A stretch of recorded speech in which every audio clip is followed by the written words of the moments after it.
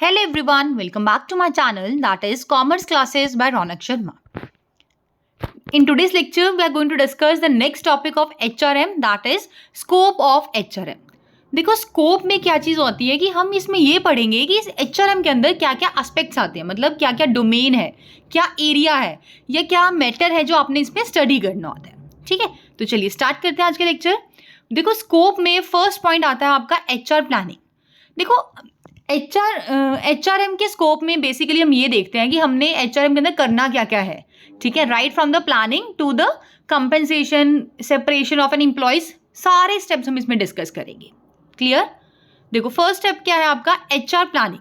सबसे first point आपका ये आता है कि आप सबसे पहले ये डिसाइड करिए कि आपको HR प्लान मतलब ह्यूमन रिसोर्स की रिक्वायरमेंट कितनी है, करंटली आपके पास कितने अवेलेबल हैं और आपको फ्यूचर में कितने HRs की रिक्वायरमेंट है.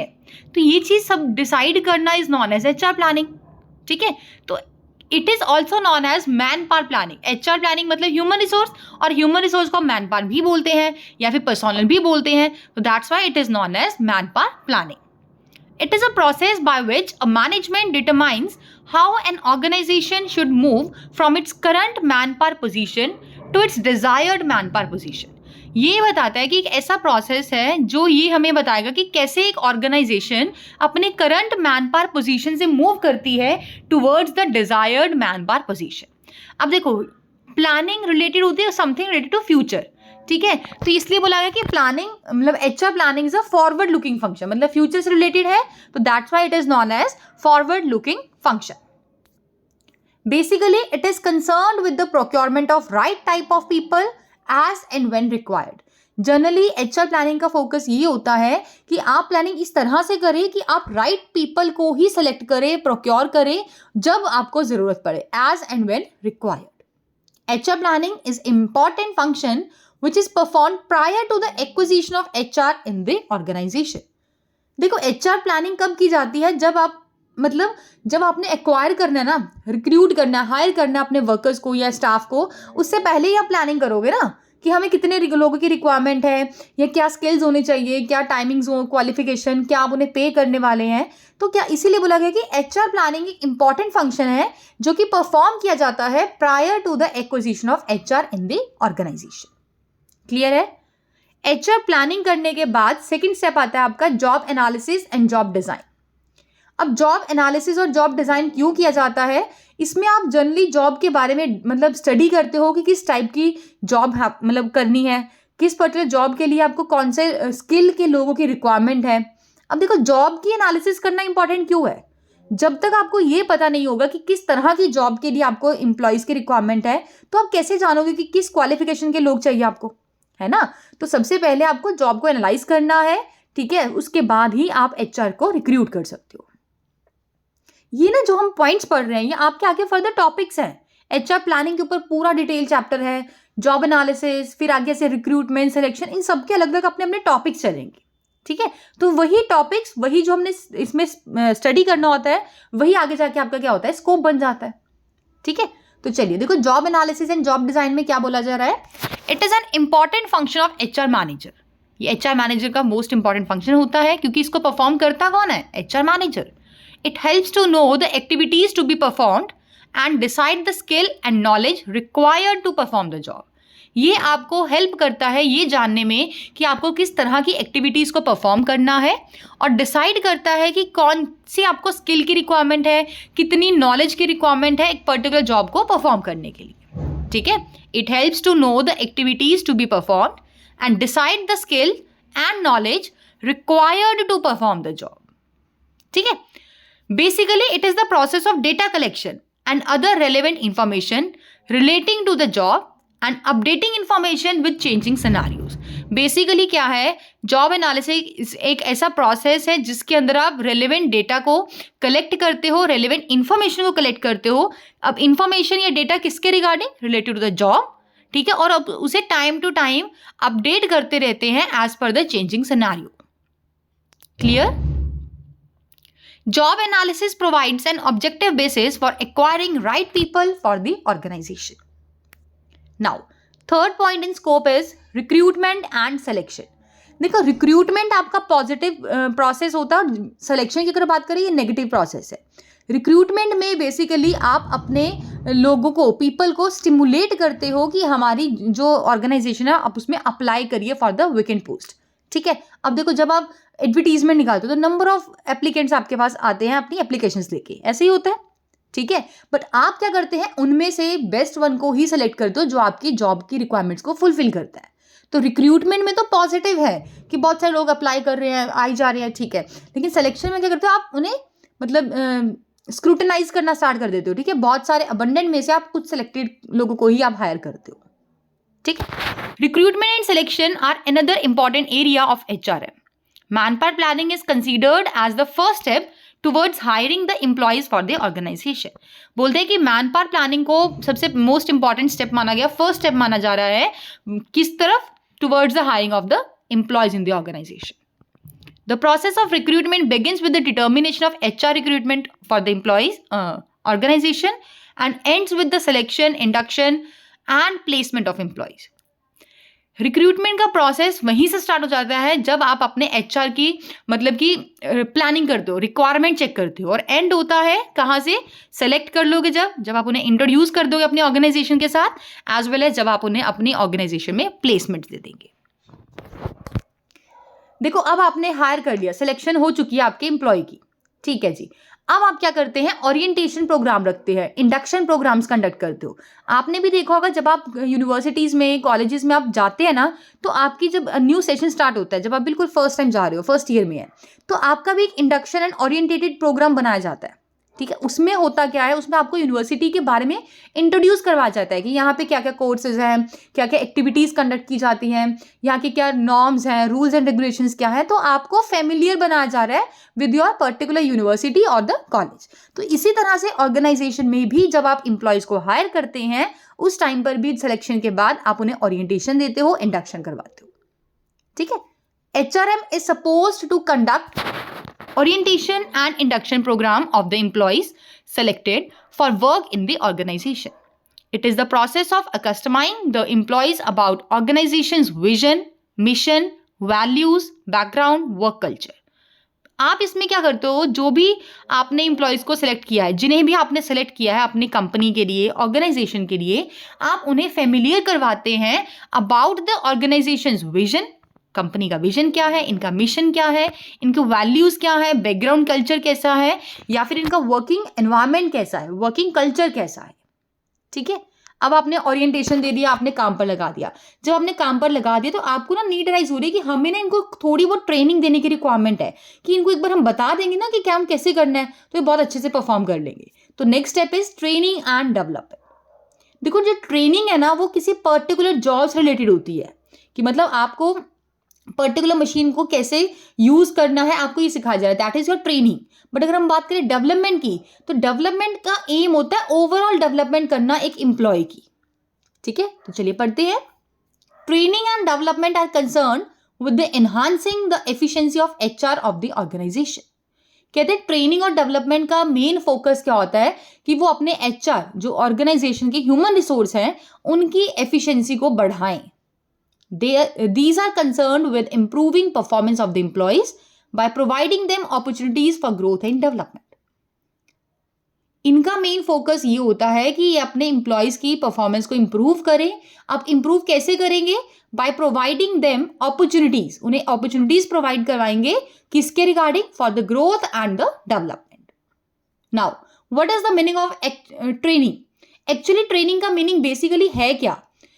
Training is an act of increasing the skills and knowledge of an employee to do a particular job. Training क्या है, एक एक्ट है, एक प्रोसेस है जिसके अंदर आप क्या करते हो, किसी पर्टिकुलर एम्प्लॉय की पर्टिकुलर जॉब से रिलेटेड स्किल को, नॉलेज को इंक्रीज करने का काम करते हो. ठीक है, it aims to increase efficiency of the employee for a specific job. इनका मेन फोकस क्या होता है कि इन्होंने अपने किसी भी पर्टिकुलर एम्प्लॉय की स्पेसिफिक जॉब रिलेटेड को जो एफिशिएंसी है, नॉलेज है, उन्हें एनहांस करना है. Clear. On the other hand, और अगर हम बात करें डेवलपमेंट की, then the development aims at overall development of an employee. It is future oriented. Training क्या है, एक एम्प्लॉय की पर्टिकुलर स्किल को ही एनहांस किया जा रहा है. ठीक है, बट डेवलपमेंट क्या होता है, ओवरऑल ग्रोथ हो रही है, ओवरऑल डेवलपमेंट होती है किसी भी इंप्लॉय की, that is known as development. ठीक है, so most of the organisations believe not only in recruiting best in the industry but also in developing their competence. आज के समय में आप देखिए बहुत सारी ऐसी ऑर्गेनाइजेशंस हैं जिनका सिर्फ ये मकसद नहीं होता कि हमें बेस्ट इंप्लॉयज को हायर कर लेना है, रिक्रूट कर लेना है अपनी इंडस्ट्री में। नो, वो ये भी चाहते हैं हम बेस्ट को तो हायर करें, ठीक है, बट साथ ही साथ हम उनकी कॉम्पिटेंसी को भी डेवलप करें। ठीक है, so most of the organisations believe not only in recruiting the best in the industry but also in developing their competence. The aim of training and development is to improve the quality of HR of the organization. अब training और development का combinedly M क्या है, गोल क्या होता है, इनका main motive ये है कि जो हमारे वर्क फोर्स है, ह्यूमन रिसोर्स है हमारी ऑर्गेनाइजेशन के, इनकी जो क्वालिटी है, ठीक है, वर्क क्वालिटी है, लिविंग क्वालिटी है, इन सबको क्या किया जाए, इंप्रूव किया जाए। Next one is performance appraisal. देखो, जब आप अपने एम्प्लॉयज को ट्रेनिंग देते हो, उनको डेवलपमेंट प्रोग्राम्स कंडक्ट करवा के देते हो, तो आप मतलब एंड में ये भी तो चेक करना चाहोगे ना कि इन्होंने काम कितना सीखा है, इनकी परफॉर्मेंस कैसी है। तो next step is performance appraisal. It is concerned with systematic evaluation of the present performance of the employees with respect to his और हर जॉब। परफॉर्मेंस अप्रेजल एक सिस्टमेटिकली इवेल्युएशन होता है। अब ऑब्वियस इवैल्यूएशन किसको होगा, हमारे एम्प्लॉयज का, employees की प्रेजेंट परफॉर्मेंस का with the respect to his और her job. It indicates the extent to which an employee meets his present job requirement. It indicates the extent to which an employee meets his present job requirements. It is aimed at identification of competency gaps. Performance appraisal को क्यों conduct किया जाता है, so that हम ये check कर पाएं कि हमारा गैप कितना है कॉम्पिटेंसीज में। ठीक है, फॉर द मतलब कि it is done for the identification of competency gaps. It enables the organisation to evaluate the present position, strengths, weaknesses of its HR.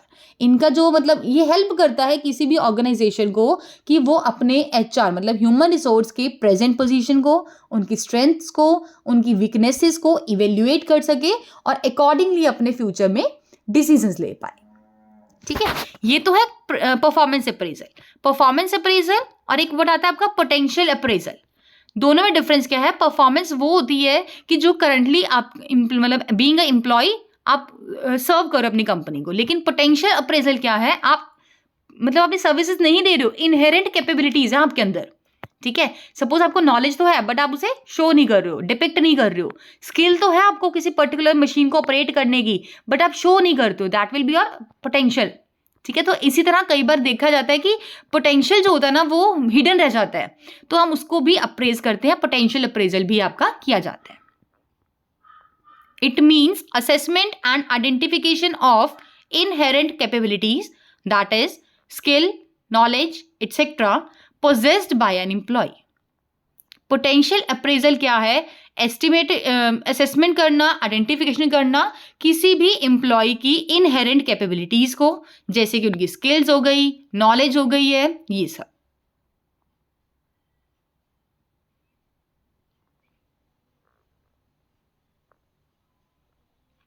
This capability of an employee may not be in use at present. और ये जो inherent capabilities है ना, ये presently अगर हम बात करें ना तो इनको यूज नहीं किया जा रहा है, क्योंकि इनहेरेंट है, वो अवेयर ही नहीं है। ठीक है, कई बार आपने देखा होगा किसी पर्सन में ना मतलब क्वालिटीज तो होती हैं बट वो खुद ही अवेयर नहीं होते कि हाँ हमारे अंदर ये क्वालिटीज अवेलेबल है, तो इन क्वालिटीज को प्रेजेंट में यूज नहीं किया जा रहा है। हाँ, फ्यूचर अब आइडेंटिफाई हो गई है तो फ्यूचर में इसको जरूर मतलब इम्प्लीमेंटेशन में लाएंगे। Taking into consideration the dynamic nature of the business, development of new technology, modernization, increased competition, etc., the potential of the available human resource with the organization must be assessed in advance. हमें क्या चाहिए, कुछ बातों को ध्यान रखते हुए कि जैसे हमें पता है कि हमारा जो बिजनेस का नेचर है दैट विल बी डायनामिक। ठीक है, हमारी जो टेक्निक है वो अपडेट होती रहती है टाइम टू टाइम, मॉडर्नाइजेशन हो चुका है, कंपटीशन बहुत ज़्यादा बढ़ चुका है मार्केट में। ठीक है, इसकी मतलब इन सभी रीजंस को ध्यान में रखते हुए हमें ये चाहिए कि हम अपने ह्यूमन रिसोर्स के जो पोटेंशियल अवेलेबल है उसको प्रॉपरली एडवांस में ही असेस कर ले, सो दैट हमें पता हो कि हमारे एम्प्लॉयज में क्या क्या क्वालिटीज अवेलेबल हैं। ठीक है ना। Potential development aims eight identification and development of potential of employees to occupy key positions in future and accept responsibility।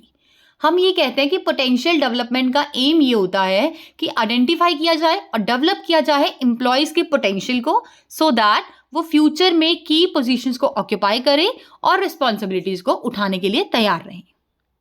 Next आता है आपका करियर प्लानिंग। देखो दो कंसेप्ट है, career planning and succession planning. ठीक है, दोनों ही मोस्ट इंपॉर्टेंट इंग्रेडिएंट्स माने गए हैं एचआरएम के। ठीक है, करियर प्लानिंग क्या होता है? It is a deliberate process by which one selects career goals and paths to achieve these goals.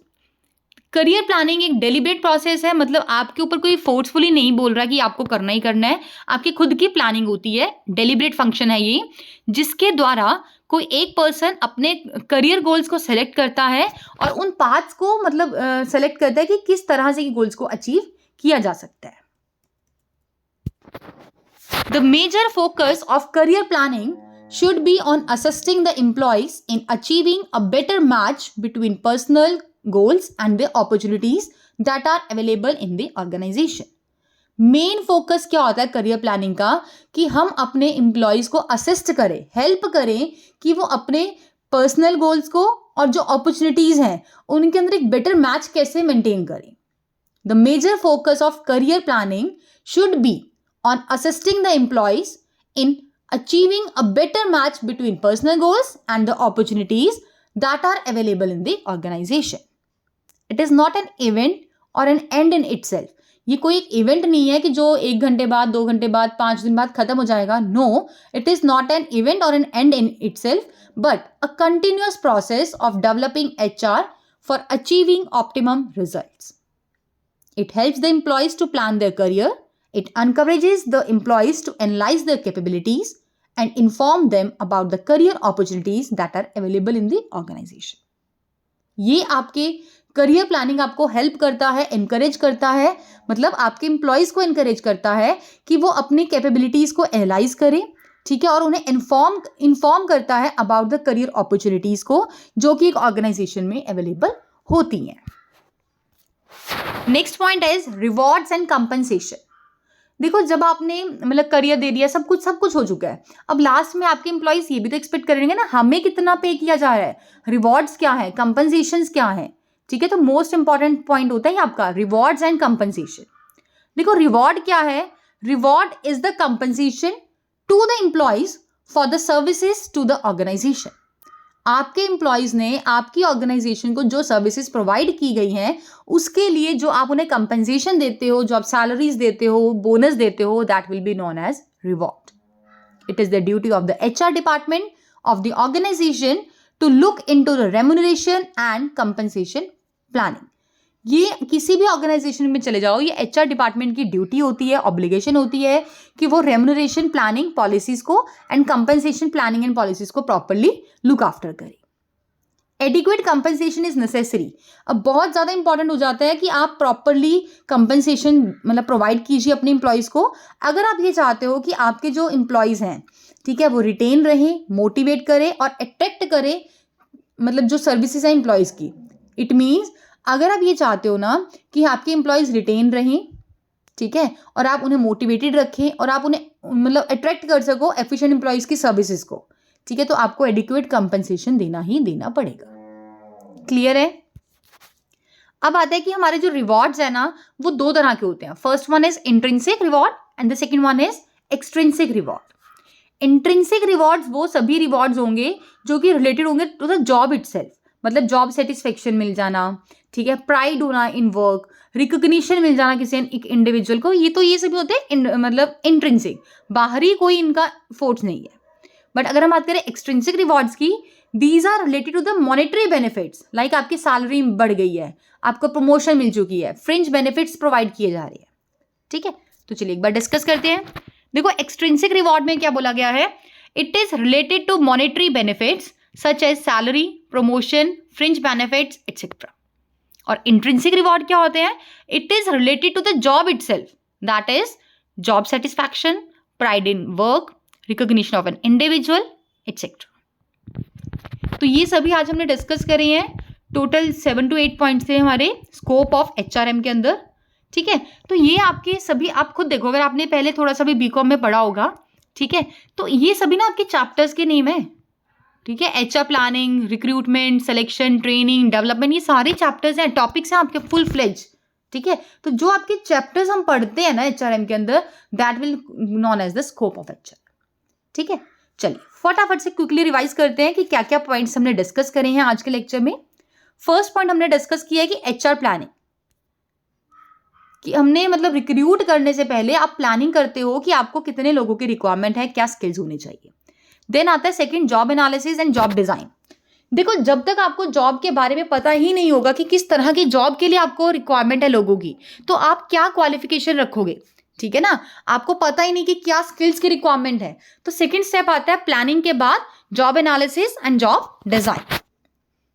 जब आपने एक बार चेक कर लिया कि हमें इन पर्टिकुलर क्वालिफिकेशंस के लोगों की रिक्वायरमेंट है, तो आप क्या करते हो, रिक्रूटमेंट करते हैं एंड सिलेक्शन प्रोसेस करते हो स्टार्ट। जब आपने सेलेक्ट कर लिया है तो आप आफ्टर दैट करते हैं orientation and induction programmes. Then आता है ट्रेनिंग एंड डेवलपमेंट। अब जब आपने ट्रेनिंग दी है तो आप क्या करते हो, परफॉर्मेंस अप्रेजल करते हो।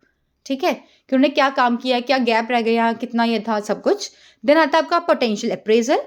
फिर आता है आपका करियर प्लानिंग। ठीक है, लास्ट आता है आपका रिवॉर्ड्स एंड कंपनसेशन। मीन जो भी आप सर्विसेज ले रहे हैं अपने एम्प्लॉइज के मतलब द्वारा, आप उनके लिए मतलब उनको रिवॉर्ड देंगे in the form of compensation, या फिर हम बोलते हैं सैलरी, बोनस एक्सेट्रा। ठीक है, तो ये आपके दो तरह के रिवॉर्ड्स होते हैं, इंट्रिंसिक एंड एक्सट्रिंसिक। ये हमने डिस्कस कर लिया। एक्सट्रिंसिक होते हैं जो मॉनेटरी बेनिफिट्स हैं, और इंट्रिंसिक रिवॉर्ड वो होता है जो जॉब से रिलेटेड होता है, लाइक आपका job satisfaction, pride in work, recognition मिल चुका है किसी इंडिविजुअल को, तो ये सब उसमें आते हैं। ठीक है, तो बहुत ही इजी सा टॉपिक था। I hope you like this video. Thanks and have a wonderful day.